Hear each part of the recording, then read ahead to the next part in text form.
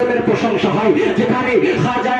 ফখর হিন্দুস্তান খাজা মুঈনুদ্দিন চিশতি সদর রহমাতুল্লাহ আলাইহির প্রশংসা হয়, যেখানে अच्छे রাজা প্যারে রাজা ইমাম আহমদ রাজার প্রশংসা হয়, যেখানে হুজুর হাফেজে মিল্লাতের প্রশংসা হয়, যেখানে আল্লাহর ওলিদের প্রশংসা হয়, যেখানে হুজুর মুজাহিদ মিল্লাতের প্রশংসা হয়, যেখানে হুজুর হাফেজে মিল্লাতের প্রশংসা হয়, যেখানে হুজুর দাতা মেহবুব শাহ ইলাহির প্রশংসা হয়, যেখানে মেহরুল্লাহ শাহ কাদরি আলী রহমতুল্লাহ রিজওয়ানের প্রশংসা হয়, যেখানে সৈয়দুদ্দিন শাহ কাদরি আলী রহমতুল্লাহ রিজওয়ানের প্রশংসা হয়, যেখানে মাওলা পাকের প্রশংসা হয়, যেখানে রাদার মিল্লাত ইসলামিয়া ৮ নম্বর দরবার শরীফের প্রশংসা হয়, যেখানে আল্লাহ এবং আল্লাহর ওলিদের প্রশংসা হয়, সে জায়গা থাকে না, সে জায়গা জান্নাতি বাগান থাকে।